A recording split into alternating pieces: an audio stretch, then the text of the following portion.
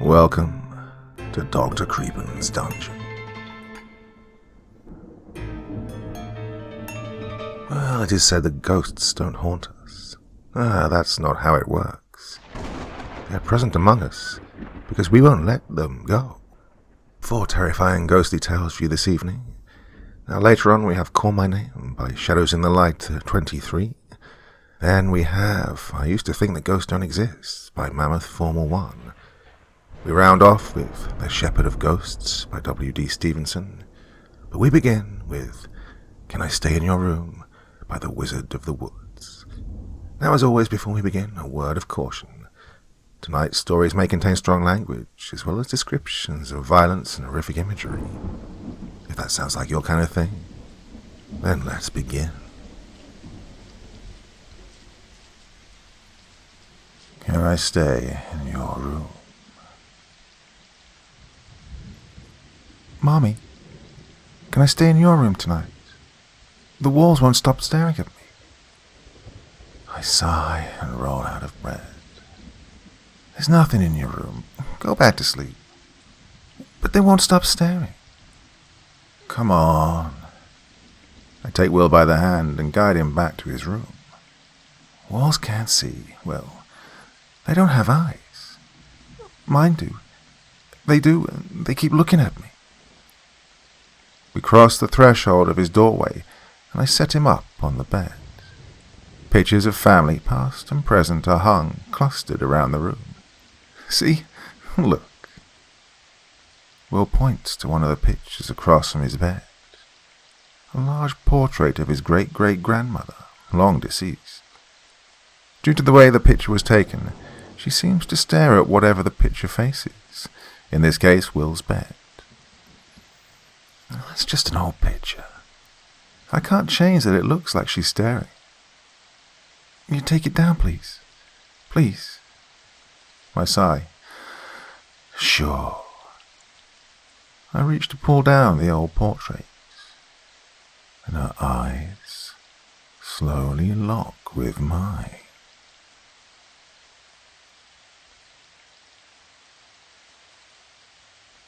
Call my name. The house had an uneasy feeling about it. Mark had seen it first, and he'd fallen in love with it. She knew that any house she showed him after that would never match up to the chocolate box cottage on the outskirts of the small, old-fashioned village, the quirky wooden beams in the rustic lounge, the quaint thatched roof, the overgrown, bewitching garden with its secret hideaways and colourful flowers. He'd fallen for the house the moment he saw it. And from that day on, Sophie knew her fate was sealed. It was inevitable. Her husband always won. They moved in on November 11th. All their modern things looked strange amongst the old brick walls and the looming ceilings. Sophie put her juice mixer on the stone kitchen counter and stared at it, thinking how displaced it looked, and then how displaced she was herself. She'd always wanted to live in the city in a modern apartment, but they couldn't afford to live in the city unless they sacrificed comfortable living for squalor, and all the apartments she'd shown Mark had failed to impress. Deep down, she too knew that they were horrible. So here they were, in the desolate countryside with an hour's commute to Mark's job every single day. Sophie was still searching for employment, and she thought glumly of how she'd be on her own day after day until she too found a soulless office job. Still, a soulless office job surrounded by other people had to be better than life in the country by herself, without even a pet to keep her company due to Mark's allergies. They began to settle in over the next few days, unpacking boxes, putting up pictures. They met some of the neighbours, mostly retired couples, who were bemused that 2 20-somethings had moved out to the back of beyond, and come voluntarily at that. Sophie took an immediate liking to the woman who lived next door, an old lady in her 80s who was virtually housebound and had a dry sense of humour that reminded Sophie of her own deceased grandmother. Sophie decided that she'd be neighbourly and offered to bring the woman groceries, even take her out once in a while. but it appeared quickly that the woman had several friends in the village who had already cheerfully taken on these burdens. Regardless, Sophie went to visit her often anyway, as she enjoyed listening to her stories. The old lady had lived all over the world, and her husband had died a few years back. It emerged that after he died, they were almost destitute financially, and so she lived in her little cottage with no heating and no electricity, and survived almost completely on the kindness of friends and neighbors. Sophie liked listening to her talk about her experiences. It made her feel like she was worldly herself, even though Mark never expressed an interest in going abroad.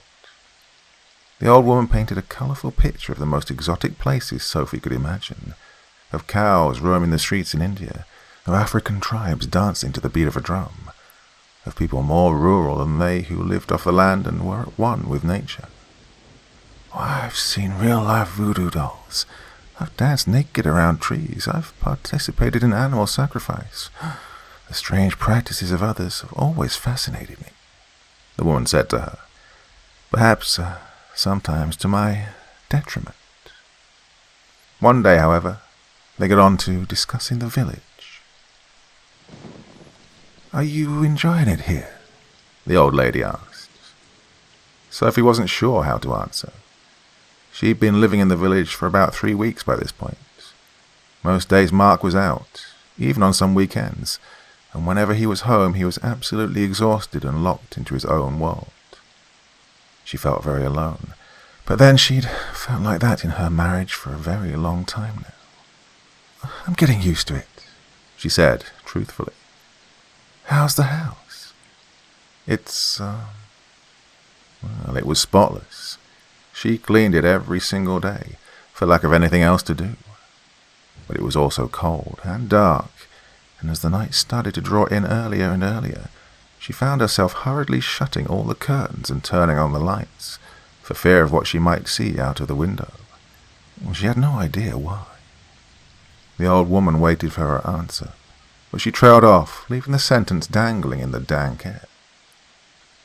Sophie thought of something to say. Did you get on with the people who lived there before? Did they come round much? A dark look passed over the old woman's face. She twisted her leathery fingers and coughed. I didn't like them much, she admitted, looking away from Sophie. We were friends once, but I didn't always agree with the things they did, so we weren't friends anymore. They passed away there, didn't they? Well, the estate agent had been required to inform them of this. The couple who lived there before had passed away in quick succession, one after the other, within the week, both from heart conditions. The deceased wife was found cradling her even more deceased husband on the sofa in the living room. Sadly, he died 7 days earlier, as she hadn't thought to inform the police. His decomposing body had been found in her own lifeless arms by a neighbour concerned about the smell. While Sophie was repulsed by this, Mark was thrilled. Death made houses cheap. Corpses were found there, yes, the woman said. Sophie thought her phrasing was interesting, but she couldn't put her finger on why. Well, it's terribly sad. The old woman then pursed her lips, and the conversation moved on. Mark didn't get home until late that night. Sophie had made spaghetti, but he called to tell her he was delayed and had already eaten at work. She spooned the congealed, misshapen lumps into the bin, trying not to cry, or to rekindle the old familiar feeling of suspicion. It was the 4th time that week he got home as she was going to bed. This was her life now. As she cleared up the mess in the kitchen, she heard an odd sound, like a floorboard creaking. She paused, stock still, like an animal sensing prey is near.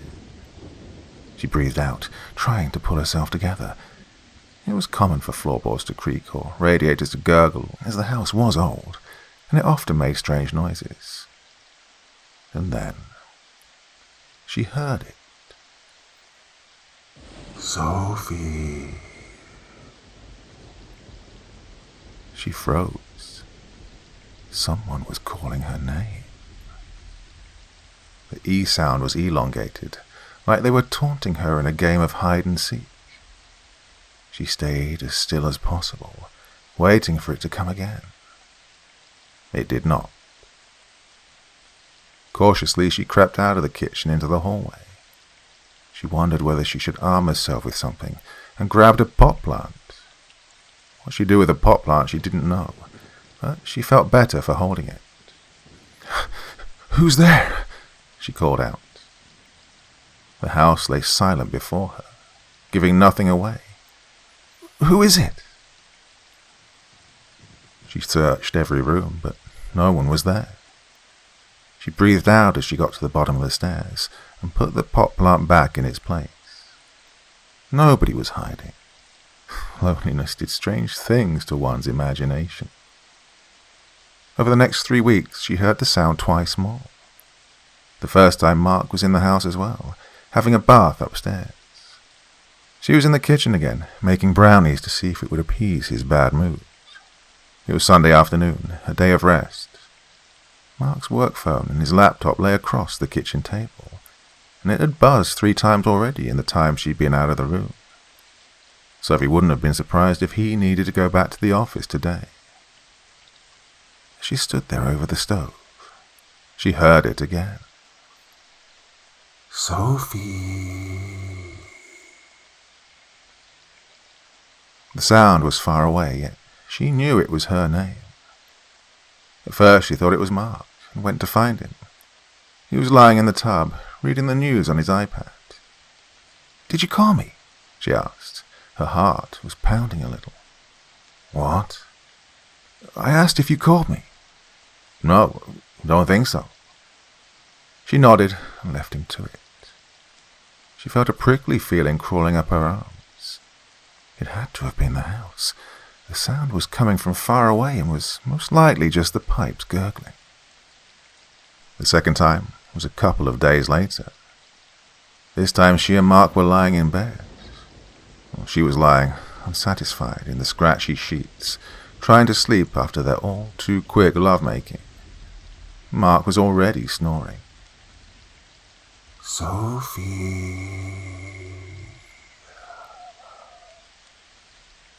She definitely heard it this time. The sound had been close, like someone was standing outside the door. And she shook Mark awake. "What?" he grunted in his sleep, irritated by her hands scrabbling at his back. "I heard my name," she said. "Someone's outside the door." "You're just dreaming, Soph." "I'm not asleep yet. How can I be dreaming? Go and check, will you, please?" He grunted. "Mark." "Oh, for fuck's sake." He hurled himself out of the bed and flew, the bedroom door open. Its creaky hinges groaned at the sudden movement. "There's no one out here." She heard his voice as he padded around the landing. "There's nobody here, Sophie."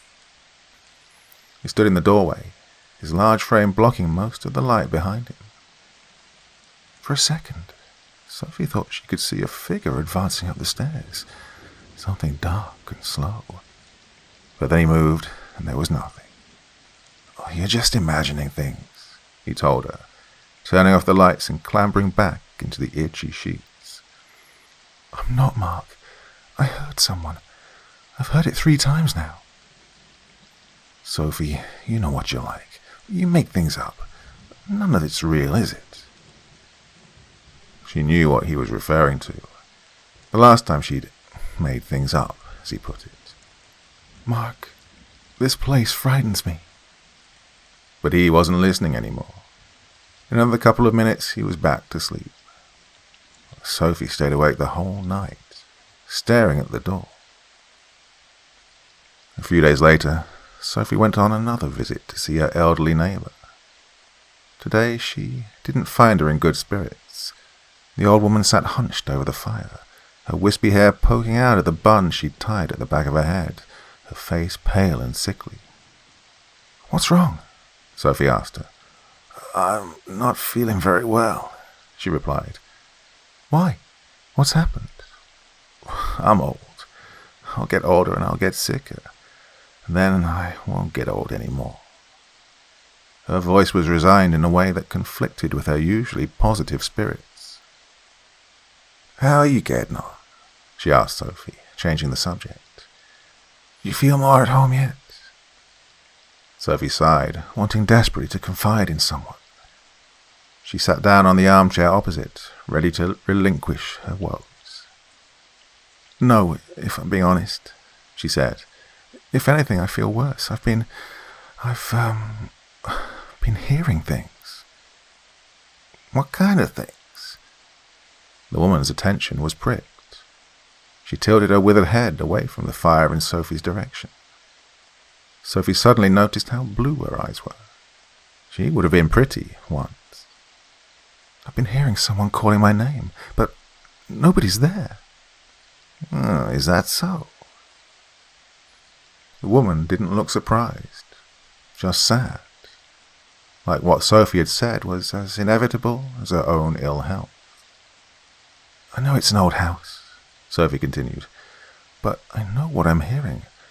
Last night it was completely clear, like it was just outside the door. Her neighbour nodded her head, drinking in the information. And I'm sure I saw a figure moving behind Mark on the landing. I know it sounds crazy, but there's something in that house. The old woman sighed. You shouldn't be afraid, Sophie. It's just an old house. We can twist sounds to what we want to hear, or rather, what we don't. You're very isolated. Just put it past you. But I think I'm sending myself crazy. I know I've imagined things before, things which nearly destroyed our marriage because I was so paranoid, but this feels real to me, like someone's trying to get my attention. Sophie, in all the years I've lived next door to that house, I've never heard anything strange going on there. Honestly, we do this to ourselves when we don't have much else in our lives. I'm not trying to offend you or upset you, but that's what happens when our minds are not occupied. Take it from someone who knows what idleness is. Sophie nodded, feeling a little better. Perhaps her neighbour was right. It was just her imagination. She left the house, her burden feeling a little lighter now she'd confided in another soul. The old woman watched her go, a feeling of dread creeping upon her. Was it better that the girl didn't know? Was it better that she lied, that she kept from her who those awful people really were, the ones who'd lived there before? Yes, their bodies had been found. They could not torment the old lady any more. They couldn't blackmail her for the things she'd seen go on in that house. But darkness never truly dies. She knew that. The kind of sins that went on in that house, rituals, as they call them, they would never really die. To think that she'd once been a willing part of it, she shuddered, hearing the door click as the girl left. The old woman knew that she would be subject to the same fate when it was her turn. Bodies can die.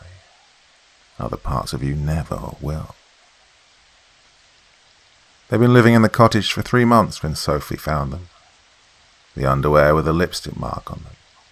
What a cliché. She was almost embarrassed. She wasn't angry because she'd known for a long time. Yet she'd hoped, perhaps naively, that moving to a new place meant it would have stopped. She'd obviously been wrong. She confronted him that night. Well, he denied everything at first, before breaking down. Yes, he'd been seeing her on and off for a year now, yes. He loved the other woman, so no, Sophie wasn't paranoid after all. Yes, he'd carried on lying even when his wife confronted him with her suspicions. Sophie left the house and was enveloped by the night. She let the darkness carry her through the village lanes, round the church, through the graveyard. She allowed herself to be invisible.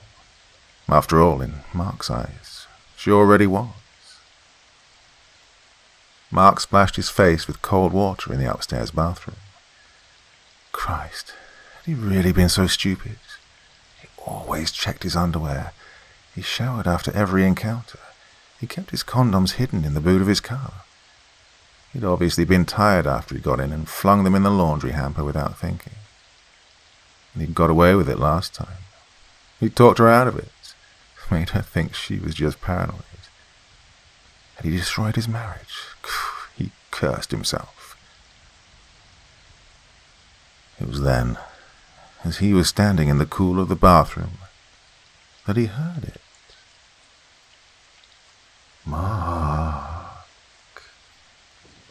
The voice was soft and playful, almost a sing-song. Sophie? He stepped out of the bathroom onto the landing. It came again. Mark. The voice was louder, more insistent this time, in a rasping, desperate way. A chill ran through him when he remembered that Sophie had gone out, that he hadn't heard her return.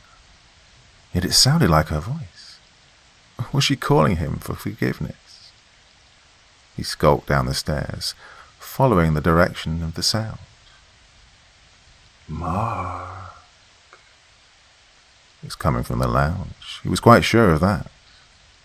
He walked into the gloomy room, lit by an orangey lamp in the corner, and saw his wife sitting bolt upright on the sofa. The sofa faced away from him, so he could only see the back of her head. Her long brown hair gushed over her neat shoulders, though he was sure she'd worn it up today. There was something wrong with what he was seeing. Her hair didn't look real. It almost looked like doll hair, made of straw. The head was too large to be his wife. Her position, bolt upright, felt like he was looking at a corpse. And was she cradling something? As he drew closer, there appeared to be another figure on the sofa, one that was covered by a blanket. It was then that he saw the gnarled hand resting on the arm of the sofa. Where his wife's long fingers and chipped nails should be were white, withered digits with blackened fingernails. As he got closer, the hand clenched up. Sophie. He prayed she was playing a trick, but as he stood behind it, a feeling of pure dread came upon him. His breathing quickened. He could hear the beat of his own pulse. The figure, hearing him approach, began to slowly turn its head. Sophie was walking back to the house and deciding whether or not to go back in or just keep walking in the other direction. She'd been crying and her face was bloated from it. Though she couldn't feel anger anymore. She was just tired. It was as she was passing the front garden of the cottage that she heard the scream. It was a shrill, piercing scream, tortured, and it seemed to go on for minutes. Sophie stopped, knowing that it was coming from inside her house, knowing that it was her husband. Yet, what was she thinking? He'd told her that she'd been imagining things, hadn't he? That she was just paranoid? She hovered at the gate, debating whether or not to go in and investigate. All the lights seemed to be off. The house was still. Sophie kept walking down the lane, whistling as she left the little cottage in the distance behind her, and the echoes of the scream died in her ears.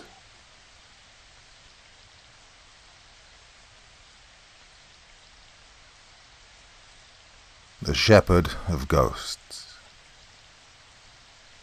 He sat on a mound, bearing semblance of a character wreathed by some strange type of vagabond regality. He was proud, that was plain to see. Stringy grey hair lifted and fell upon the light breeze. The branches of pin oak and dogwood chattered around him in a language long forgotten. His eyes were closed and his state was trance-like, eerie but, in a way, comical. The thin-lipped and age-drawn mouth was contorted into a lopsided grin. A staff of gnarled driftwood rested across his lap. His old grey jacket was faded, threadbare and full of moth holes, with pieces of dead and broken leaves and twigs stuck to it. as if he'd saw fit to roll around on the forest floor like a dog before taking residence upon his earthen throne. The throne from which he presided over a kingdom that he and he alone could see. Around his gaunt waist was a chain in place of a belt, and I was sure that if he stood it would only be the tops of protruding hip bones that would keep it from sliding down his legs to gather in a rusty pile at his feet. He was either oblivious to our presence or simply couldn't be bothered to acknowledge us. Either one was fine with us as we kept moving down the obscure trail. My companion and fishing buddy Eric looked at me with a smirk as we rounded a bend and were certain to be out of sight and earshot of the old man. "Dude, did we just see a wizard?" It was late summer in the Ozarks. We had enough time in the year for one last hurrah before autumn fell across the land and our obligations with work and family would keep us off of the water for the next 7 or so months. We made it a point, at least once a summer, to break free of civilization's grasp and delve as deeply as we could into nature. To find fish, we told everyone, but deep down, we both knew we just wanted to get away from the concrete, cars, streetlights, and sirens that never seemed to stop. Away from people.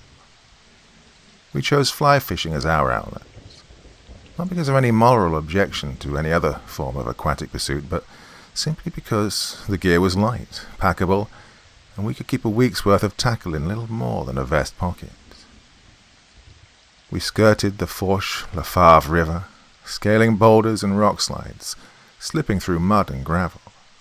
We felt like children again as we explored with gusto. Our windings took us all the deeper into what could loosely pass as wilderness in this day and age. We checked the still pools below riffles, scouting for one that could possibly be home to a school of fat rainbows that the area was known for. All of the comforts of Colorado trout fishing without a 20-hour drive and half freezing in the Rockies to do it, we joked. Camp was simple and elegant. We strung up hammocks with mosquito netting and rain tarps. Backpacking quilts kept us warm in our nylon nests. We readied a fire ring and set about the task of gathering firewood. "Gather your firewood up at the beginning, and your trip will be more enjoyable," was the mantra preached by my father when he took me on my first camping trip 20 years previous. It was late enough that we weren't going to get any fishing done on the first day, but that was all right. Eric had taken off downstream in his quest for firewood, and I'd gone inland, away from the water's edge. I picked at dead fall, broke off dry branches, and used a folding pocket saw to hew the largest of the branches down into manageable pieces to drag back to camp. Arms full with my burnable payload, I turned to make the first trip back to camp. Likely it would take several to secure enough firewood for the duration of the trip.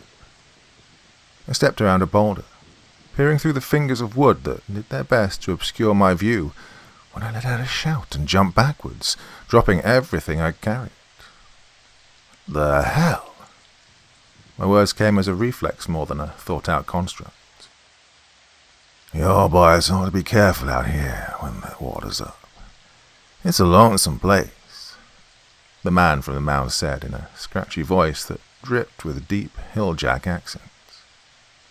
His eyes were 2 different colors, one light brown, the other a milky blue. He didn't seem to have a malicious look, but I still felt my heart pound in my chest from the sudden surprise. "What are you doing sneaking up on me like that?" I said to no one, because he was gone. One instant there, the next vanished. As if the trees had reached out and snatched him away in the time it took me to blink. The hair on the back of my neck stood up, and I kept one eye roving as I gathered up and dropped firewood and bounded quickly back to camp. Eric was there with a comparable pile he'd gathered as well. He was looking at the river as he fidgeted with the knife he normally used to whittle wood shavings to start the fire. I dropped the wood next to him. "Damn wizard snuck up on me," he said before I could say a word. "Said to watch out for the water because it's lonesome or something." "Seriously? Whew. He must be quick for an old man because he said the same thing to me," I replied. We stared at each other for a moment before we both shrugged and attempted to laugh it off. The tension broke, and we tended to our respective camp's chores, building the fire and preparing the freeze-dried meal that was customary on our first night, hoping that, as the week rolled on, we'd be able to heavily supplement our meals with fresh fish. We decided that the old man was probably a local, one of the hill folk that wasn't used to people this far in, and decided to have a little fun at our expense. Everywhere in the Ozarks, there were stories and legends of the hill folk. A clannish and xenophobic people who didn't approve of outsiders in their ancestral land. That had to have been it. Well, we weren't going to give him the satisfaction of seeing us frightened by something so minuscule. We passed a small bottle of whiskey back and forth between us as we sat, enjoying the fire, and watched the sun sink behind the mountains. "How early you want to start in the morning?" Eric asked me. "Oh, guess whoever wakes up first wakes the other one up, like usual. I wouldn't mind getting after it while there's still a fog on the water." "Fair enough. I think I'll turn in then." Eric rocked up to his feet with an excessively dramatic yawn and meandered towards his hammock, pulling back the mosquito netting to crawl inside. I poked at the fire with a stick and listened to the chorus of groans, curses, coughs, and sighs that emanated from the hammock as he settled into place. I chuckled quietly, knowing I'd be doing the same before long. It was always a fight in the beginning with the hammock to find the sweet spot and get comfortable. Worth it, though. The blue flames licked at the dry oak log, and I tapped it with a stick, watching the orange sparks fly up and into the night like 100 little fairies. Crickets called from the high grass across the river, and a distant whippoorwill serenaded his own personal corner of the forest. I smiled with content behind the rim of the whiskey bottle, enjoying the falling of night as the fire burned down to dim coals, and I finally crawled into my hammock. The scraping caused me to stir. So soft at first I couldn't tell if it was what had awakened me. My eyes opened and I blinked against the dark as my vision adjusted to the starlight. The scraping grew louder. I immediately recognized it as the cookpot we'd left by the fire. Raccoons and possums were shameless about raiding leftovers from carefully ignored dirty dishes, regardless if you were sleeping a few feet away or not. I tried to ignore it, but the sound grew, metallic and aggressive, like a fork being hauled across the bottom of the pot. So, with a hint of annoyance, I called out, "Eric, you been a fat kid or what? You're not going to miracle more food out of the pot by scraping it like that." "Huh?" came a simple, sleepy response from his hammock. I felt the drowsiness leave my body as I tilted my head up, eyes straining against the night as I looked for the source of the sound. I clicked on my headlamp and illuminated the area. There was nothing. The cookpot was where we'd left it. Well, I'd expected to catch a glimpse of a possum scurrying into the forest, but there simply wasn't anything. I swung my light slowly over the area when I felt a stiff bump against the outside of my hammock and I started swinging. Well, the impact caused me to flail involuntarily, which only made the swinging worse. "Something just hit me," I said aloud, with a little more panic in my voice than I'd intended. "The realization that you're a dick for waking me up?" "No, asshole. Look, seriously, something was just in the camp." "That's probably a coon. Maybe a hog. They got him out here," Eric said with groggy irritation. I started to protest his indifference, but ultimately decided to leave it alone. I focused my attention on a single cricket that was soaring a tune somewhere in the underbrush. My eyelids grew heavy a few times, but noises in the woods, either real or imagined, continually jolted me back awake. My body grew tired, but my mind wouldn't allow me to sleep. I listened to Eric rustle in his hammock. He wasn't sleeping either. I speculated on the reasons, but neither of us spoke again until the sun threatened to crest the eastern hilltops.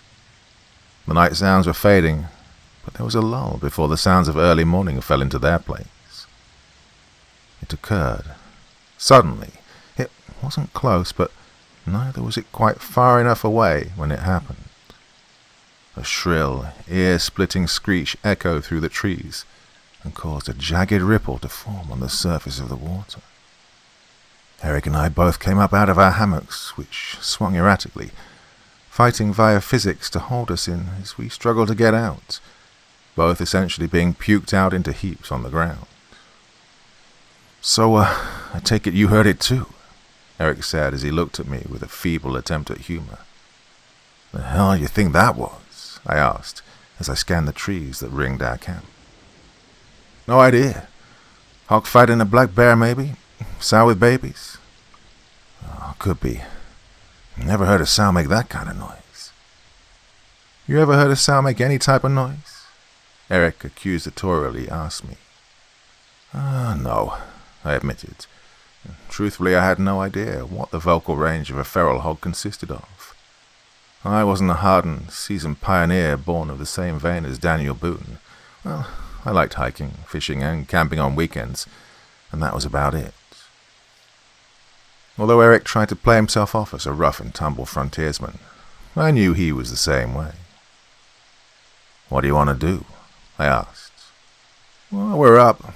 Might as well fish. That's what we're here for." He wasn't wrong. The light had started by then to penetrate into the forest, and a thin beam of yellow ray was spilling across the riverbank. I had the urge to go stand in it, bask in the warmth, and let it purge the figurative and literal chill from my body, to disinfect and flush out the gnawing feeling of unease that had crept into my bones. I slipped on my boots, stood and strode directly out into the light. I felt better almost immediately.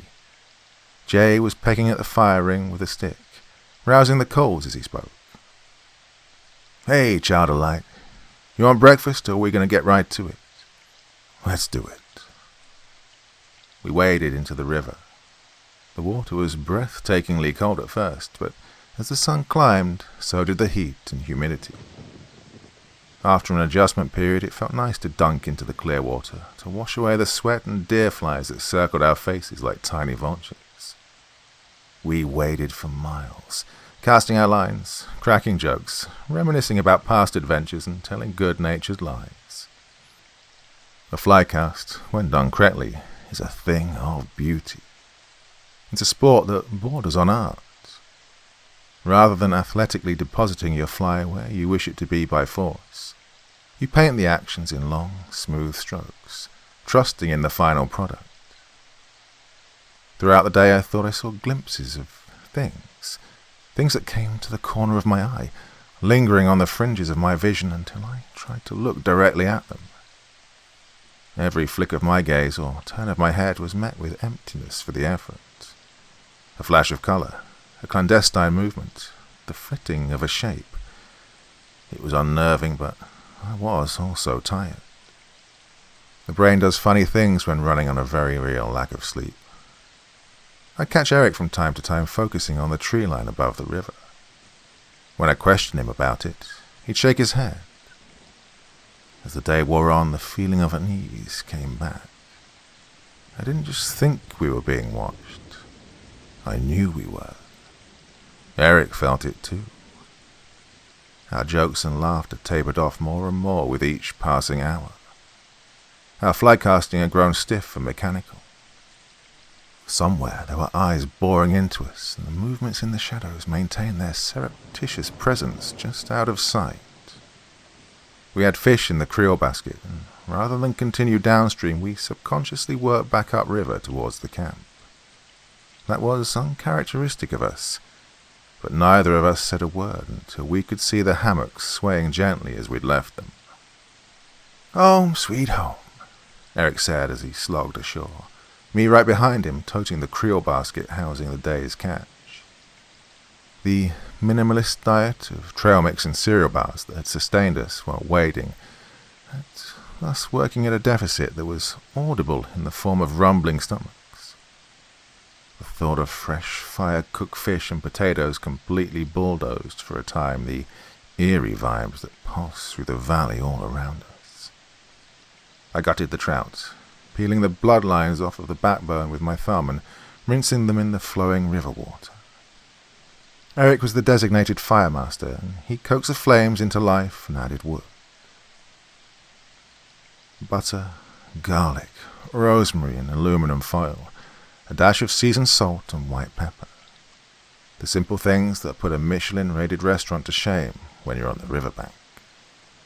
We wrapped up the fish and potatoes in foil packets and covered them in coals that were glowing as the sun once more started to dip from sight. The whiskey bottle made the usual rounds as we waited for the meal to cook. Isn't it funny how a 50-cent bologna sandwich in the woods tastes better than a $100 steak in the city? Nah, in town you're just focused on the food itself. But out here it's the environment. Makes the whole experience more enjoyable, I replied as I listened to the butter sizzling and smelled the sweet scent of the herbs entwined with wood smoke. Plus hunger's the best sauce you can pour on anything. I think it was Edward Abbey that said that, wasn't it? Eric shrugged. Don't know, but they are wise words. The glow of the sunlight was all but gone. The rays it cast had been retracted, pulled back through the treetops, and reeled in the way we reeled in our fishing lines. I felt half blind as the evening light was dim enough to obscure shapes, but not yet dark enough to let my eyes adjust. I yawned while Eric flipped the packets, giving them just a little more time before we were to pull them from the coals and eagerly sate our hunger. I was reaching out to hand him the whiskey bottle when something caught my eye. I refocused my gaze past him to the blurry outline of a figure in the trees. I quickly grabbed my headlamp and switched it on, shining towards the figure. There was nothing. A shiver ran down my back as Eric turned towards me. But he wasn't looking at me. He was looking past me as I had with him. His eyes widened, and his mouth fell open, but no words came out. I rolled forward and swung my light around in the direction he was looking. Again, nothing. I swear there was someone standing behind you just now, Eric said as he grabbed his own headlamp and switched it on, putting it on his head. Man, there was something behind you too. This is getting really weird out here, dude. Yeah, you want to bail? He was quiet. We both were. I knew we were both thinking about the same thing in that instant, but neither wanted to be the one to say it. Even in the face of peril, there was still a certain measure of pride that could very possibly mean the downfall of both of us. We stared at each other like two dogs sizing each other up, seeing who would crack. The jingle of steel in the night broke off our dueling gazes, and in unison both of our headlight beams swung outward towards the sound. It was just beyond sight. A jingle, then a tapping. We both stood. Eric dug into his pack that hung from a branch of the tree that held one end of his hammer cup. He unfurled a waterproof bag and slipped a small revolver from it, quickly flicking the cylinder open to check rounds and snapping it back shut. I took into my hand my camp machete, and, as if connected by a single thought, we eased forward into the woods towards the source of the sound. Jingle, tap, jingle. First it was ahead of us, then to the side. It moved in a circle and we chased it, determined to find the cause. Eric had the pistol half raised and my fingers flexed around the handle of the machete when our lights hit the old man. He didn't seem disturbed as we yelled at him, demanding to know what was going on and why he was harassing us. At least, that's what we thought we were saying. The words flowed out in an incoherent, jumbled mess. The old man gave a kind smile that was strangely relaxing. I fortified myself and spoke again clearly, cutting off Eric, who was still flinging insults like fistfuls of gravel. What are you doing out here? Why are you bothering us? Oh, don't mind me, boys. Just gathering up my flock before the sorceress comes through and tries to put hooks in them. What are you talking about? Eric finally settled enough to add. What do you mean by any of that? The old man leaned against his staff, and the chain around his middle jingled as he shifted his feet. It takes a lonesome place to grow a good crop of ghosts. This valley here been right for 150 years now, give or take. The sorceress's plot has done went barren. She can't grow nothing no more, so she has riz up from the river to take what ain't rightly hers. Best you boys be moving along afore she takes a shine to you." His eyes glinted then, as he added, "Well, you can stay." We stood in stunned silence, attempting to process what we'd just heard and determine the language in which it was spoken. The old man unceremoniously shuffled off into the night, tapping trees with his staff, whistling lowly with his chain jingling at every step. We walked back to the camp, angry and exhausted. The fish we'd so excitedly been looking forward to was little more than charcoal. Disgusted, Eric flung the half-melted foil packets towards the river. "I'll pick it up in the morning," he mumbled. We were generally religious about packing our trash out, but I let him have his tantrum. Truthfully, I wanted to do it as well. "I'm not liking this spot anymore." I broke the silence after a time. "Yeah, getting accosted by a crazy mountain hermit kind of takes the fun out of the whole deal," Eric replied. "Well?" I thought about how to choose my words and still maintain my dignity. "Well, if he's not going to let us sleep, then the rest of the trip is going to be miserable. Why don't we pack out first thing in the morning? There's enough time left. We can still drive up and hit the White River for a few days before we have to go back." "I don't like the idea of getting chased off public land." "Well, I don't either, but this is supposed to be a vacation. Vacations aren't supposed to suck." "Fine," Eric said after a period of deliberation. He wasn't happy, but begrudgingly agreed. I suspected that he was secretly delighted, but he'd never admit it. He always had to be the tough one. Well, I knew there'd be jokes about revocation of my man card coming in the future, but at that point, I didn't care. "Right, might as well try and get some sleep." I felt ill with exhaustion as I stretched out in my hammock. We hadn't slept in almost 3 days. The exertion of the hike in, wading the river, the missed meals, and of course the mental strain all heaped together, making my body feel ready to give out.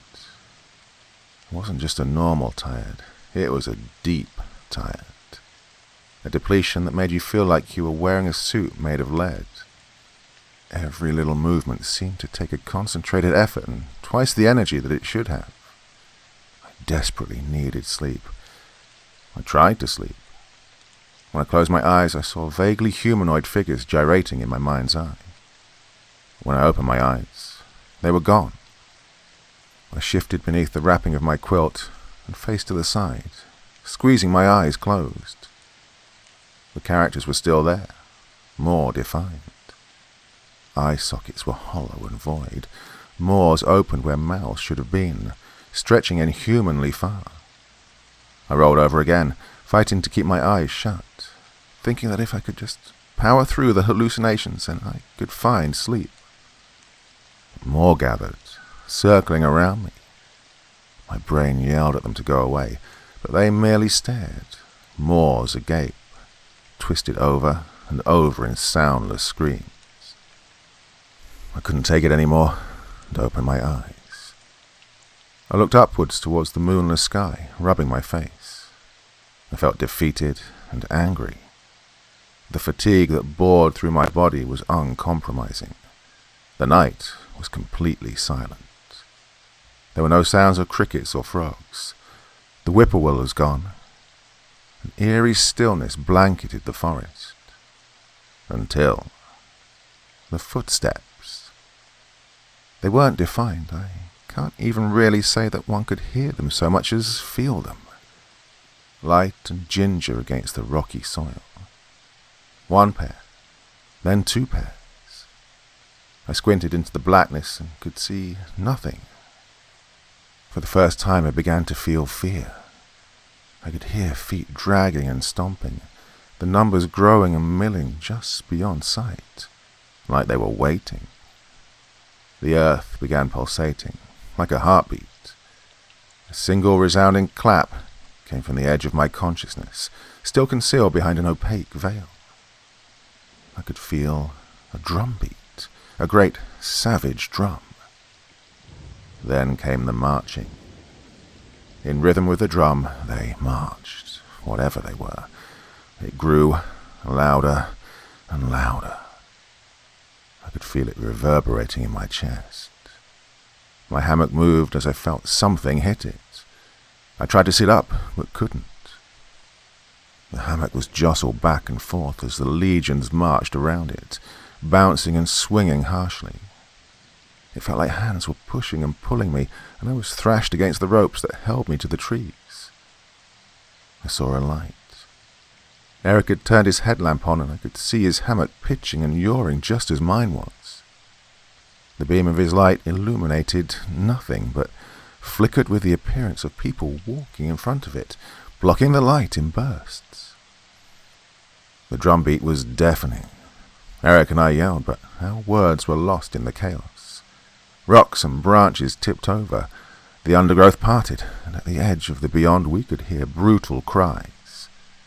The coals in the fire pit were dim, but the pieces of charred wood still held ember.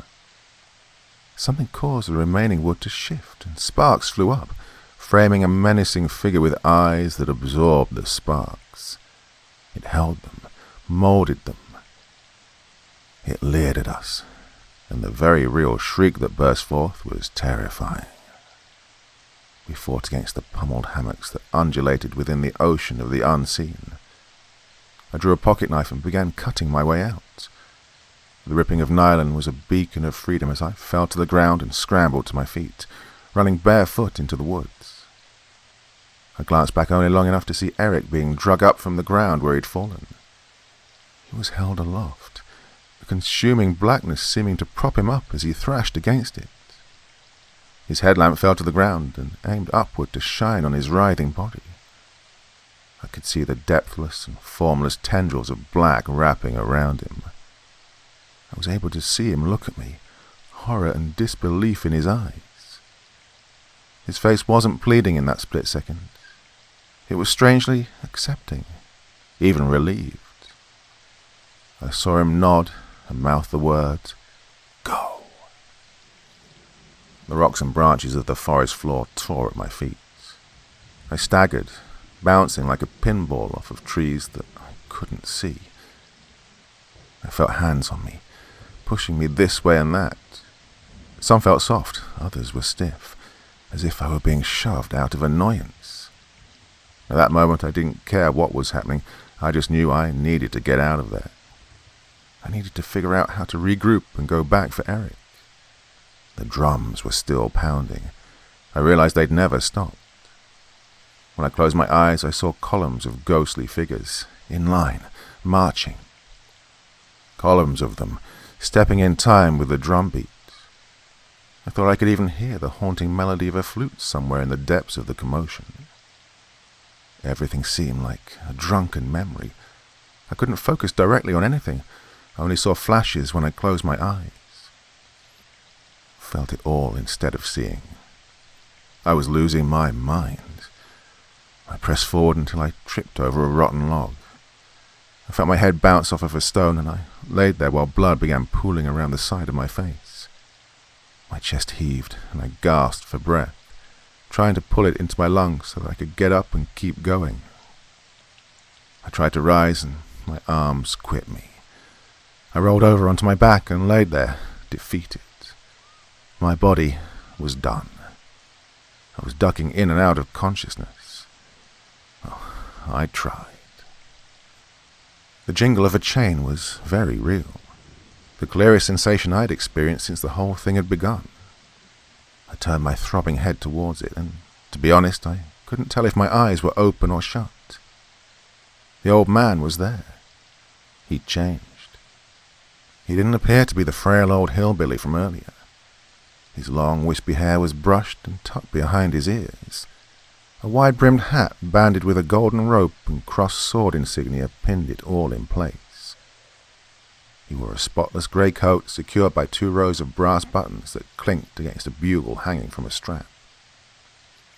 I felt my breath catch in my throat as the giant undead skeleton of the horse he was mounted on began to paw at the ground. He didn't look at me. He looked forwards, over what I realized was the battlefield before him. His steely gaze was fixed and temperament was absolute. He lifted his staff into the air, and he left burst from his mouth a deafening rebel yell. Thousands of resounding cries could be heard on the edge of reality, and I felt the ground tremble as his army surged forward. Trees swayed and branches whipped and parted. I could hear the clattering of sabers on the cool night air.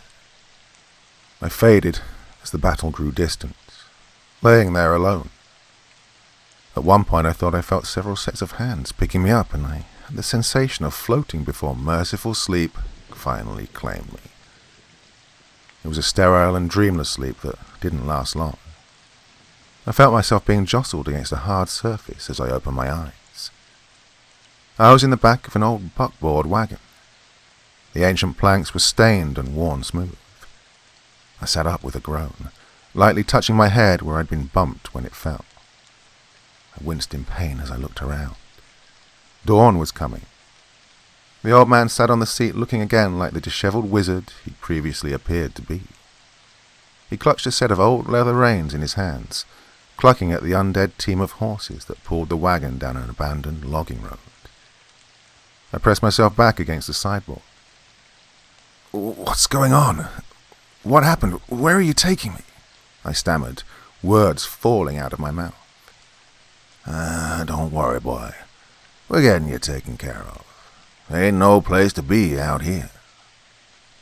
I felt only slightly better before I asked, "Where's Eric? Did you find him?" The old man laughed. "Yes, sir, he's found. He'd be just fine. You all drawed up the sorceress right nice for us. We got a beat back up the river thanks to y'all. Eric will be just fine. Yes, sir. He'll harvest up right nice." Once I'd overcome the shock of realization that we'd been used for bait, I felt dread shoot through me. I flopped against the railing and began clawing my way over the side. I had to go back to find Eric before anything else could happen. The hands that fell upon me were cold but strong. Dozens of sets holding me tightly, dragging me back into the wagon, clamping invisible shackles on my hands and ankles, binding me in place. I realized that I wasn't alone in that wagon. The ghosts of fallen soldiers sat all around me. I could feel them there, though I couldn't see them except for the glimpses I caught from the corner of my eye when the shadows lay just right. There was another figure as well, wrapped in mouldy burlap and hemp rope. It rocked gently with the creak of the wagon wheels, lifeless. I instantly knew that it was Eric. I knew he'd be joining the ghosts. I knew there was nothing I could do about it. It was the last thing I saw before a cotton sack was jammed over my head and secured with thin strings. I was too shocked and fatigued at that point to put up much of a fight. The old man pulled up the team of horses within minutes of my restraint. Even through the cotton fabric I could see the sun trying to shine. I felt the wagon sway as weight shifted, and heard the backboard of the wagon fall open, bouncing on old iron hinges.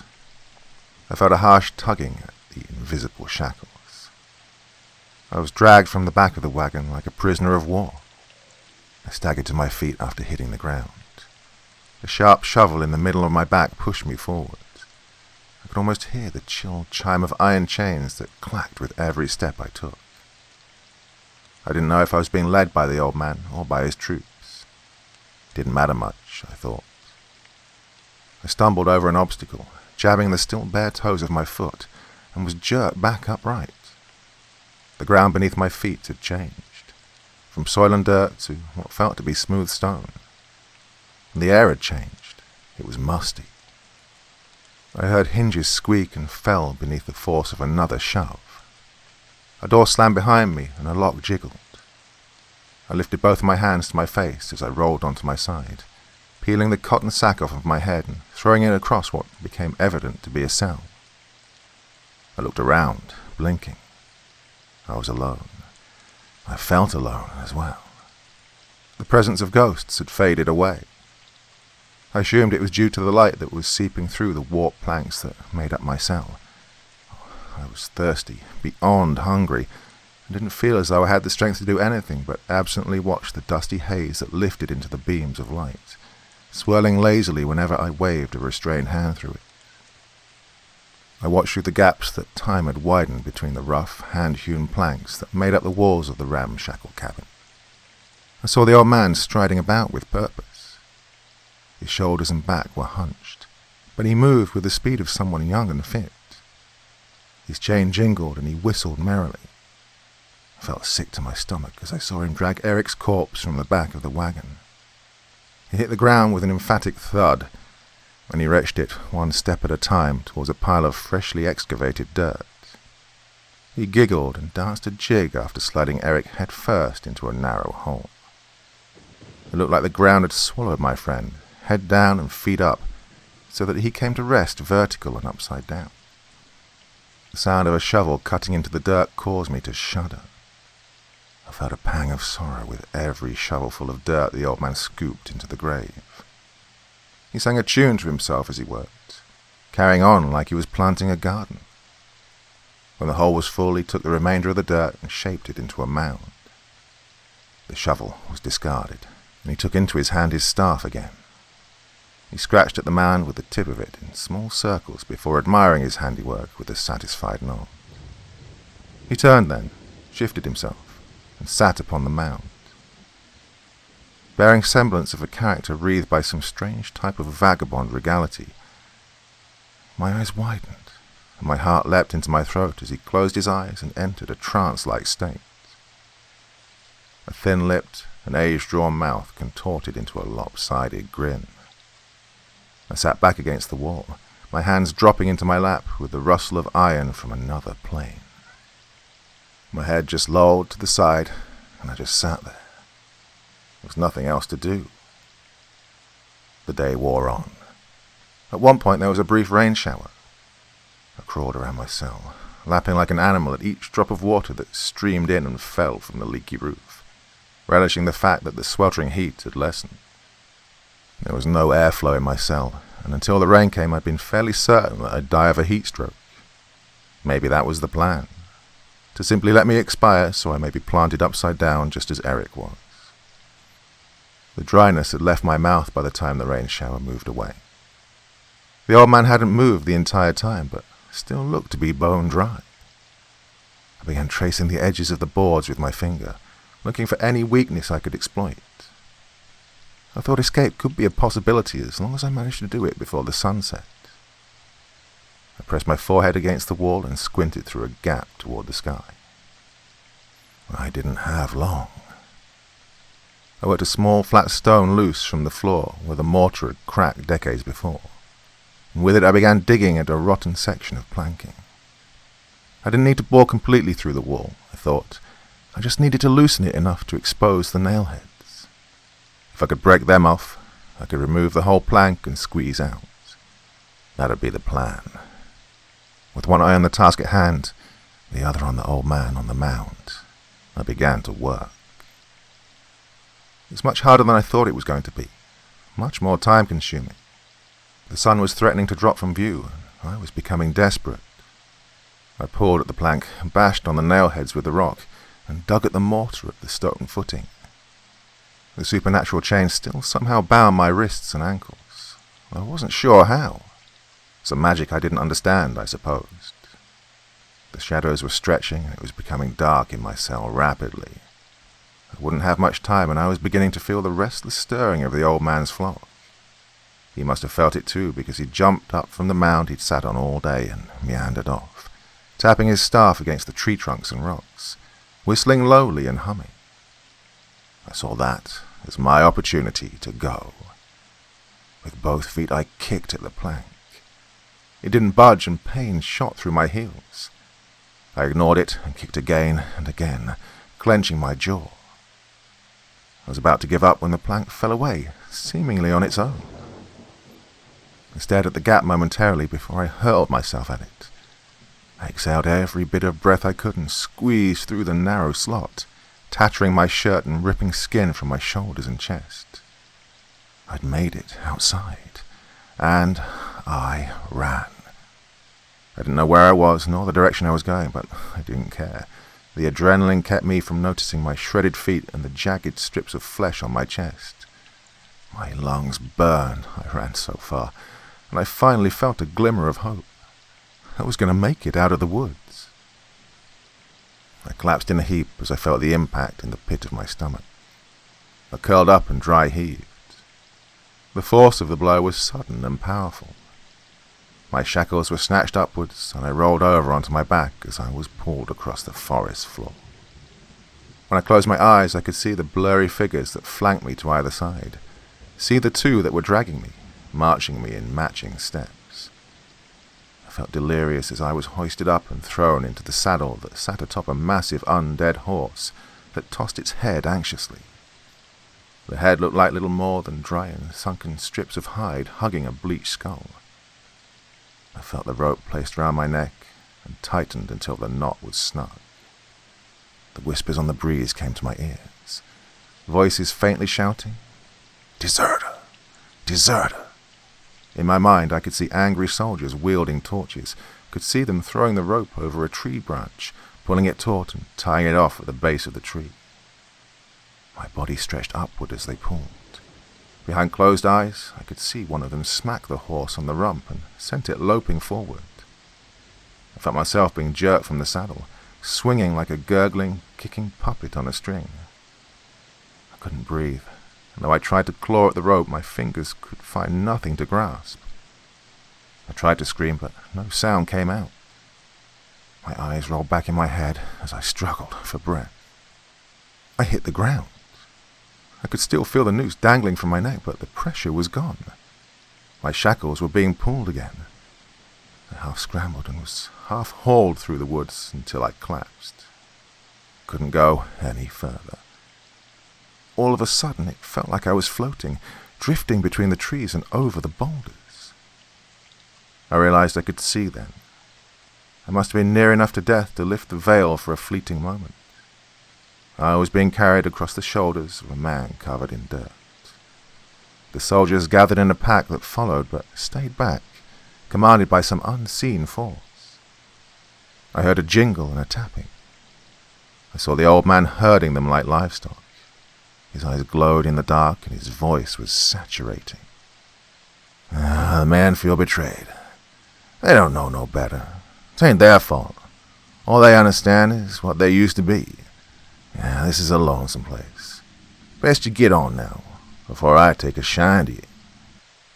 I felt myself being gently lowered as the shackles dropped from my hands and legs. The rope around my neck disappeared.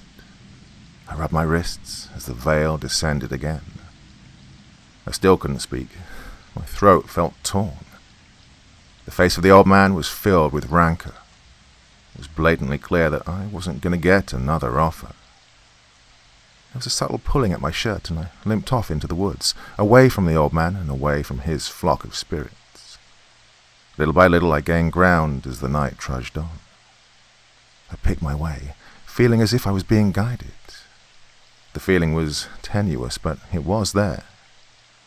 The sun was just beginning to peek over the mountain, letting heavenly rays of light brighten the dark woods, causing the secrets of the valley to slide back into their holes. The birds began their hearty morning songs. I could see the trailhead that had marked the beginning of the trip. I could hear the highway in the distance. I was almost there. I ventured a single glance over my shoulder.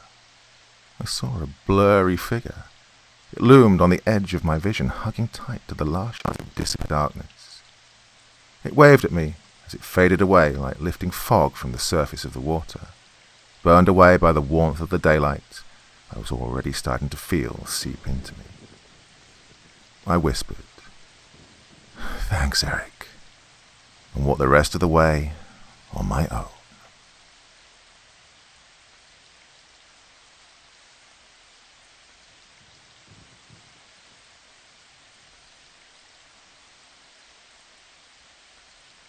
Ghosts don't exist. It all started a month ago when we went into that goddamned house. We all grew up being told that the house was evil, forsaken, touched by the devil's hand, or whatever other synonyms for bad juju you can think of. I guess we were just dumb kids because 1 month ago today we decided that we'd finally go to the old Combs mansion. Oh, what in God's name would compel a group of 3 19-year-old guys to do this? I don't know, call it skepticism, or maybe a macabre curiosity. You see, we never really believed the stories we heard about the house. We'd all heard them growing up, yeah, you know, the stories of abuse and rituals that allegedly went on in that place. But we had to see it for ourselves, just to prove that it wasn't true. Oh, I wish now, more than anything, that we hadn't. A month ago, on a clammy, overcast night, I sat around a bonfire in the backyard of my parents' house with my 2 childhood best friends, Alex and Phil. We're enjoying a few beers and telling college stories since we all went to different campuses, but we were all home for spring break. It seemed like the thing to do. Alex was telling a story about a fling that he'd had before coming home for spring break. Well, he'd broke it off because she was into some kind of witch shit. Phil and I laughed at this absurd story that he was telling. A witch? Yeah, right, man, Phil said. Alex responded by saying that she was crazy. Allegedly, she'd sacrificed a dog to Satan before. We all know that witchcraft garbage is a hoax. Yeah, just scary stories that our parents told us to make us behave when we were 5. Alex quit back by saying, that's bullshit, man. You remember that old Combs house? The one we were always told to stay away from as kids. Oh, that place still gives me the creeps. Phil replied, What? The witch house? Well, this is why you got bullied in high school. While laughing obnoxiously. I could sense the agitation between my 2 friends at this point, so I said, Well, if it'll shut you 2 up, why don't we go check out the house?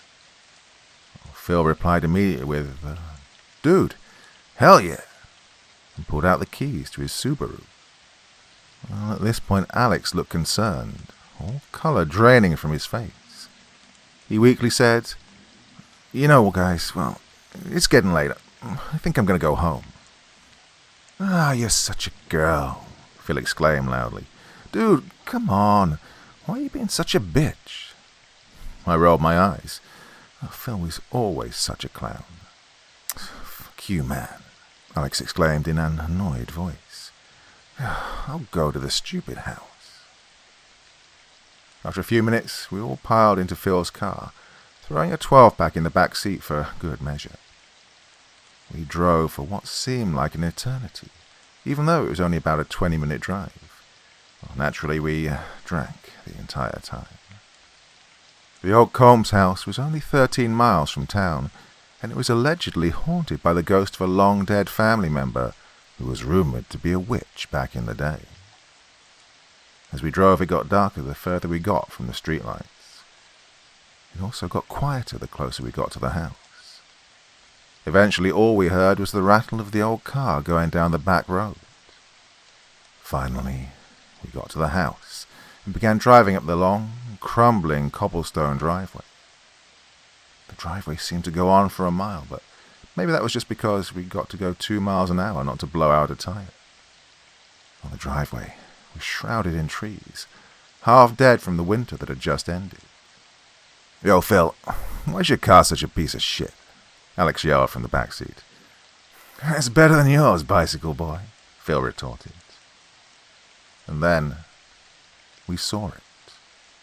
The house. The depressing-looking stone and log structure stood 2 stories tall.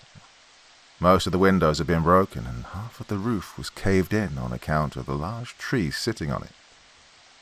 Dude, let's turn around, Alex said in a nervous tone, his voice cracking slightly. I was silently thinking the same thing when Phil let out a cry of, Oh, that driveway was about 80 miles long, and I almost lost a tire about 4 times. I'm not leaving until I see a witch. Well, I told Phil, Elena Combs has been dead for almost 100 years, dumbass. Don't you remember any of the stories that our parents told us? Phil responded with a snarky attitude. She's a ghost, dumbass. We finally parked the car and began the trek up to the house. It was pitch black inside, the only illumination coming from our cell phones. We could hear the gravel crunch under our feet when suddenly Phil let out a shrill-sounding yell. "Ugh! Twisted my ankle." I turned to look at him and saw that he was fine. "You've been a baby. Come on, let's get this over with," I said in a short tone. As we approached the front door, which was caved in almost completely, a chill shot down my spine. But like any self-respecting college-age guy, I ignored this feeling, not wanting to be called a bitch by Phil yet again.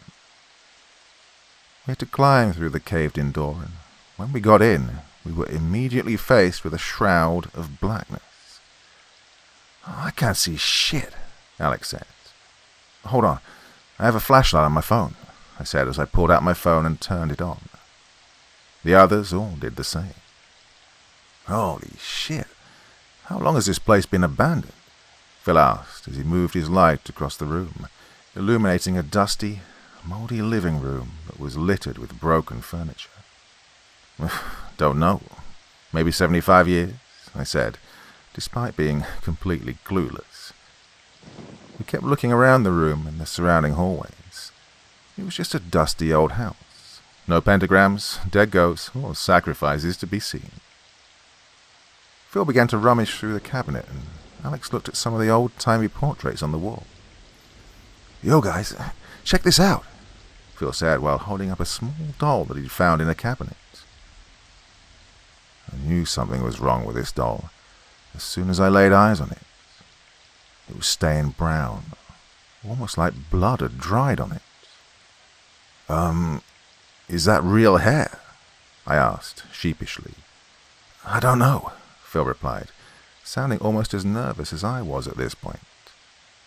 There was a single, long needle going through the doll's head. Something was wrong with this place. Very wrong. It was quiet, and the air around us felt heavy. "What the fuck is that?" Alex said nervously as he pointed to an old family portrait of a family who must have been the Combs. "Those are witches, obviously," Phil declared obnoxiously. "No, I mean, why is the little girl scratched out of the picture?" Alex said, a nervous tone permeating his voice. Not sure. I didn't think the Combs had a daughter," I said as I was overcome by an uneasy feeling. "Hey guys, I think we should go now. Look, we saw the house. It's just an old house. No witches," I said. "Yeah, maybe you're right," Phil said. Phil then reached into his pocket to get his key so we could leave. We have a problem. Where the hell are my keys?"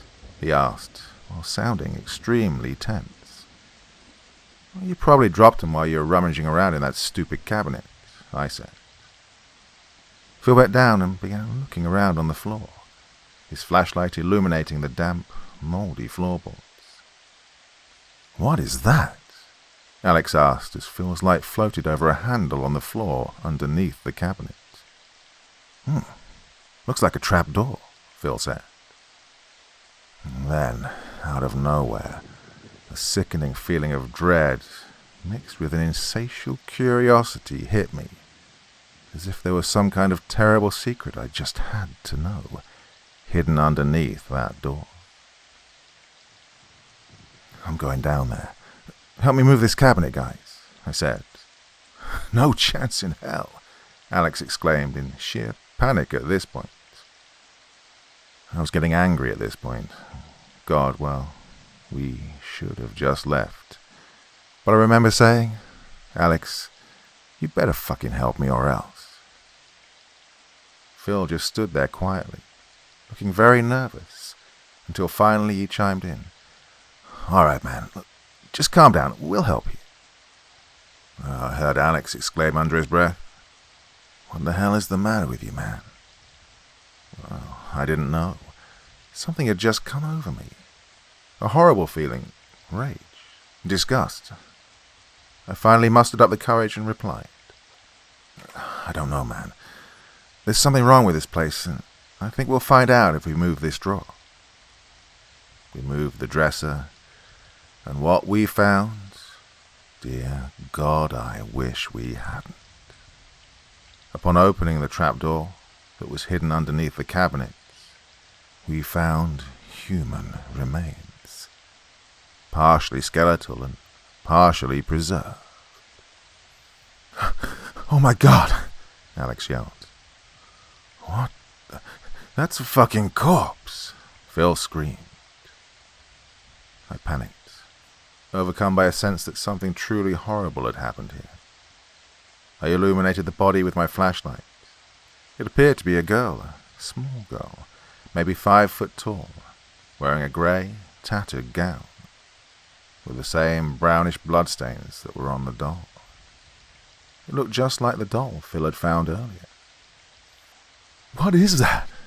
Alex said in a terrified voice while motioning to a small, leather-bound book next to the body. I don't know," I said. Phil proclaimed again. "Oh, that's her spell book. Oh, we need to leave and call the police, dude." And it was at that moment I knew that we had to read that book. "Hold on. We need to read it." Well, they had a look of sheer panic drawn on their faces, but for some ungodly reason, we didn't run then. We didn't run when we could have. I opened the book and began to read aloud.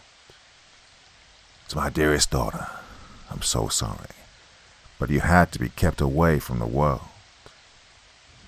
I felt my heart sink. This was a diary, the diary of Elena Combs. The stories had been true, at least partially. Oh, Elena wasn't the witch. She was, I said, gesturing towards the skeletal remains we'd just unearthed. "Dude, I told you so. These people were supernatural lunatics," Phil exclaimed. "Hold on," I said, as I continued to read. The diary outlined how, after Susan, the name of the girl whose corpse we'd just unearthed, the entire family died, one by one, with Angus Combs dying of a gunshot wound to the head while hunting, and Samuel Combs, the son, dying during World War I.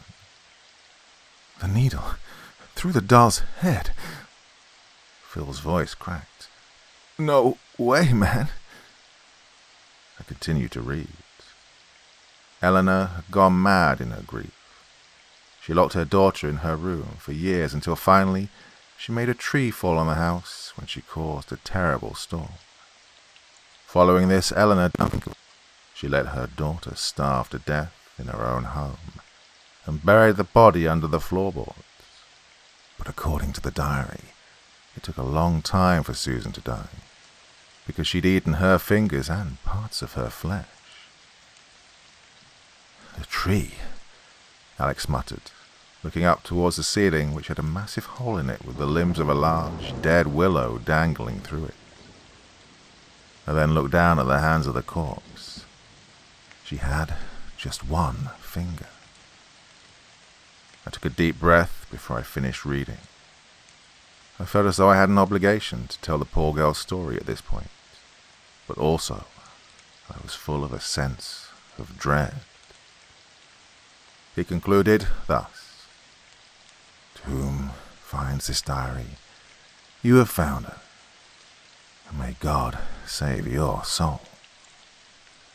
We left shortly afterward and called the police once we got back into town. We were all in shock from what we'd seen. After giving statements and being told that we'd be facing trespassing charges, we vowed to never speak of this again to anyone. I'd hoped, well, we'd all hoped, we'd be able to forget about what we'd seen. Alas, no. The night after we'd returned home, I struggled to find any sleep, But when sleep finally came, it was interrupted. I heard a nauseating sound, the kind of sounds you'd hear when stripping a deer, crunching of bone and squishing of flesh, coming from the corner of my bedroom. I could see the outline of a figure, curled up in a fetal position. I picked up my phone and used the flashlight to see better. There was nothing there. It must have been a figment of my imagination, most likely assimilated from what we'd discovered in that house. God, what had we found? I thought to myself before falling back into a feverish sleep. This sleep was plagued with terrible dreams. Dreams of animal sacrifices and silhouettes of demons dancing on a wall, illuminated by candlelight. The next day when I talked to Alex and Philip, they were exhausted. They'd experienced the same disturbing apparition and the dreams. It must have been a dream, Alex said in a shaky, nervous tone. Yeah, right. You heard what the diary said. We're cursed, Phil said in a panicked voice. Haven't you guys taken psychology yet? The brain can do crazy things when stressed, I tried to explain. Well, I hoped it was just our minds playing tricks on us. But secretly, I knew it wasn't. I knew that whatever we'd uncovered was now haunting us. For a few weeks, we continued to have the same visions and disturbing dreams at night. We continued to talk about it every day, despite saying we would try to forget about it. We couldn't. She had latched onto us. One night, about 2 weeks after the first apparition, it started getting worse. As I slept the same uneasy sleep that had become the norm, I saw the same silhouette again, except this time it was standing. It was closer to the end of my bed this time. I heard the same disgusting sound, almost as if... No. Oh God, no, I thought.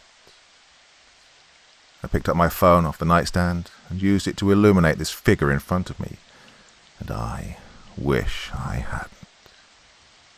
There she was, in her tattered clothes, the grey, rotten flesh peeling off her bones. She looked down at the floor, her long black hair partially obstructing her face. I threw up all over my sheets at what I saw next. She was gnawing through her fingers and swallowing pieces of them, thick, black blood dripping onto my floor and filling up her rotten mouth. I screamed, petrified of the horror that was sitting in front of me. "What the hell's going on?" my mother screamed as she barged through the door and turned the lights on. The apparition had vanished. "What happened? Are you sick?" my mum said in a panicked tone upon seeing me vomit on the floor. Nothing, Mum. Must have had some kind of fever dream and then threw up." Upon hearing this, my mum calmed down and finally left. I cleaned up my vomit, but I wasn't able to fall back asleep. I just couldn't see her, that thing, again. The next day I told my friends what had happened. The same thing had happened to them. "What does she want? Why is she here, man?" Alex said in a shaky voice. "I don't know. I wish I did," I said. "There's nothing we can do. She won't leave us alone. She's a ghost. We should never have gone to that damn house," Phil said, following up with an apology. "I'm so sorry. This was all my fault. I just wanted to see the witch house." "It's okay. We all thought it was fake," I replied, feeling smitten. We were all unsure and very afraid. What did she want? How would we make her stop? A few nights passed with nothing happening. Well, had whatever we disturbed turned its gaze away from us? I wish, but sadly, no. Things only got worse from there. I don't remember how many days had passed, but I was once again awakened by the sound of gnashing flesh and crunching bone. The stench of something long dead assailed my nostrils. I sat up immediately and looked around my room, but I didn't have to look far. She was standing right next to my bed, less than a foot from me. I tried to scream, but no air escaped my lungs. There I was, looking directly at her. Her matted black hair no longer covered her face. I could see the coagulated blood on her face. Her eyes, or lack thereof, stared into my soul. I looked directly into her cavern-like eye sockets and was overcome by fear. There was a literal dead witch right in front of me. This encounter felt like an eternity, but was in reality only a few seconds. It ended when she lifted her mangled, rotting hand and pointed at me with one finger. The one finger she had left. Blood dripping all over me at this point. I was frozen. She opened her mouth and let out a groan as if she was trying to scream, but her vocal cords had decayed away. I knew that I was going to die at that moment. But then, she vanished. The following day we all met again. We had to do something about this. We had to find out what was afflicting us. Alex's parents' kitchen made a strange venue to discuss the entity that was haunting us, but, well, there's no way I'm going back to that house, Alex exclaimed. I explained to him that we had to, and that we'd be no worse off than we are now. Phil was silent, a miracle considering we could rarely get him to shut up, but we could tell something was wrong. What did you see? I asked, confused at his silence and lack of emotion. I don't know what happened, but that thing crawled on top of me last night, Phil said, his emotionless face contorted into one of repulsion and fear. We looked at him, concerned at what he was telling us, but before we could speak he followed up with a shaky voice. She's evil. She wants us to suffer the same way that she did. Our conversation fell mute after that, just abject silence, but I could tell that we all agreed. We had to go back to the house. It was settled. We returned to the house, hoping to find more clues as to why this was happening to us. We agreed to meet back here at night because we might have to sneak back to the house. It was too risky going in broad daylight, with it now being a crime scene. I returned home and tried to go about my day. I researched witch hunting and how to exorcise a ghost, but it was all clearly bullshit. The entire day, I could hear it. That sound of flesh and bone being gnawed on and the groan of decayed vocal cords. But I didn't see her anywhere. I decided to head back out as it got darker, and I could smell the stench of rotting flesh coming from behind me. But there was nothing, and yet she was stalking me. When I arrived at Alex's house, he was already ready to leave. Dude, let's just get this over with, he said in a rushed, nervous tone. But where's Phil? I asked. Oh, he should show up soon, he said. We waited. 5 minutes passed, and then 30, and then an hour. We tried calling our friend probably a dozen times, but it always went straight to voicemail. We need to go to Phil's house, I said, and Alex agreed. We were hoping that he'd just fallen asleep, but, well, we knew that something was wrong as we drove on the back roads that led to his house. It was dark and clammy out, and it had started to rain. As we drove, we had to keep the lights off, because we could see her standing along the road, pointing at us with her one remaining bloody finger. We didn't speak for the entire car ride. There was nothing to say. What was happening was impossible. Ghosts aren't real. Neither are witches. And yet here we were, seeing the ghost of a witch. Finally, after what felt like an eternity of driving, we saw it. My heart sunk. Sitting in a ditch crushed against a tree was Phil's beat-up car, the lights still on. "Oh, shit, we have to help him," I exclaimed loudly as I slammed on my brakes and stopped the car. I ran over to the car. Phil was in it, but he was gone. The steering wheel had punctured his chest cavity, and his head was smashed into the windshield. "Oh, what the fuck, man?" Alex said, screaming at this point. "Our friend's dead, all because we wanted to go to some fucking house." "We don't know that.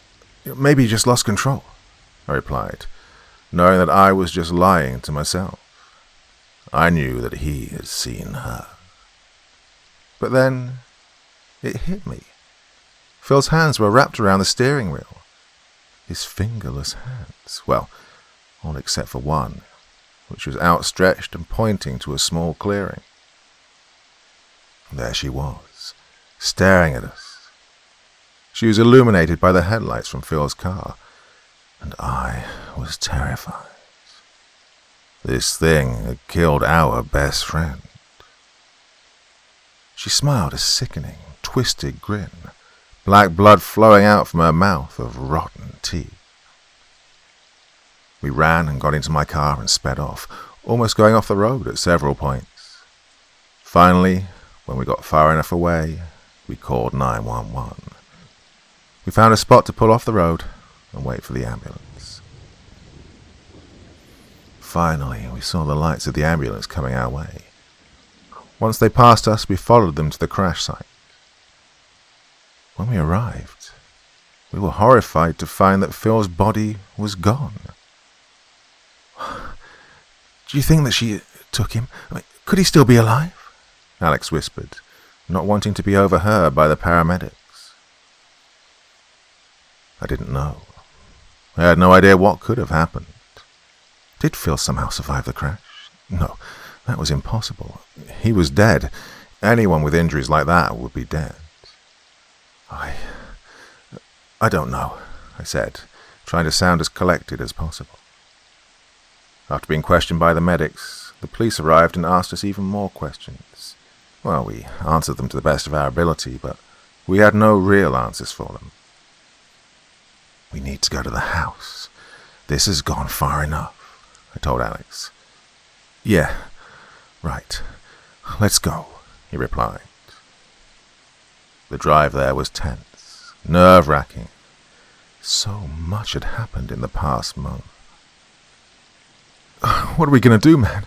We're fucked. She's going to kill us, just like she killed Phil," Alex let out, yelling from my passenger seat. "We don't know if Phil's dead. Maybe he was able to walk away," I replied, knowing that I was wrong. I was just trying to cling on to any semblance of reality. "No one can walk away from that. His fucking chest was caved in," Alex screamed, now sounding angry and frantic. I didn't say anything, but I knew he was right. This ghost, or witch, or whatever the hell it was, had killed our friend.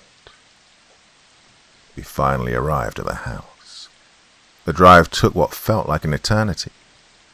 When we arrived, the house was dimly lit, as if by candlelight. "She's waiting for us," Alex said, staring at me with transfixed eyes. "What the fuck are you talking about? How do you know that?" I asked.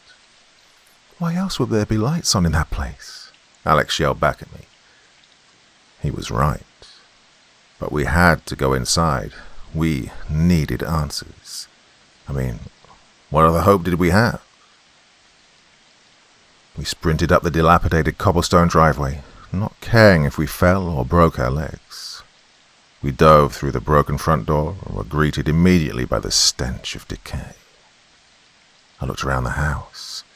It was lit dimly by candles, but it was what was in the center of the floor that made me lose it.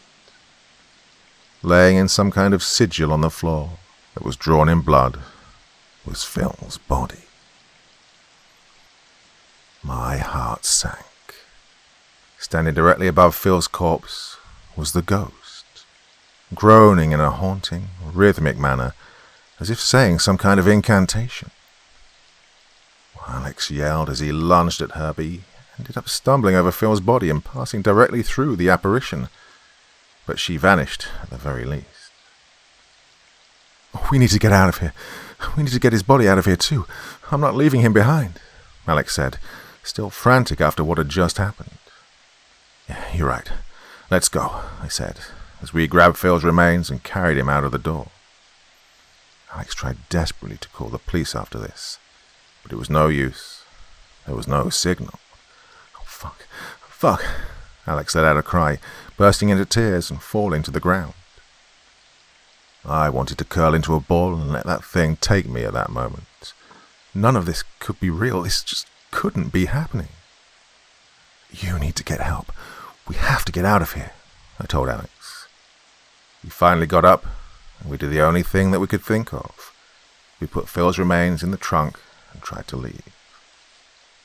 But the car wouldn't turn over. Had I left the lights on? No, we were only in there for a few minutes. And then, in my rear-view mirror, I saw her, sitting in the back seat, reaching up to grab Alex, who was sitting next to me. I cranked the car one more time and stomped on the gas. The motor roared to life and sent us barreling into the house. When I came to, everything was on fire. Alex was on the floor of the burning building, around 10 feet from me. Next to him was my car, completely engulfed in flames. I couldn't feel my legs. I had to drag myself over to him, but as I did, that thing crawled on top of him. Oh, he was thrashing and screaming, but it was as though she weighed a ton. He just couldn't move. She took her one rotten, twisted finger and put it over his face. Thick, black blood was dripping all over it. Next, she shoved the finger down his throat as he tried to scream. He flailed and twisted violently, letting out muffled screams as he was choked and suffocating on her tainted, vile blood. Next, she let out that same hellacious groan I'd come to know and extracted her hand from Alex's mouth. He went limp instantly as she pulled a black, hazy mist from his body. There was one last gasp as she pulled the soul from his body. She proceeded to open her decayed mouth wide, her jaw seeming to unhinge, and devoured the black mist that came from Alex. He was dead. I let out a cry. "Oh, God, help me," I screamed, as the building burned and the world went black. As I slipped into unconsciousness, she started to crawl towards me. The last thing I remember was her gangly, rotten limbs crawling across the floor, her decaying mouth open wide with her hand outstretched towards me. I woke up 4 days later, in the hospital. I was badly burned, and I'm now paralyzed from the waist down. I guess part of the ceiling fell on me as the building was burning. The firefighters aren't sure how I survived, and they say I'm very unlucky to be alive. But I'm not. I'm not lucky to be alive. She comes and goes, just standing in the corner, sometimes even in broad daylight. She just stares at me and smiles that twisted, bloody grin as she points at me with her mutilated hand. She just wants people to know that she is real. So, if you're listening to this, now you know. I'm sorry, but it's the only way.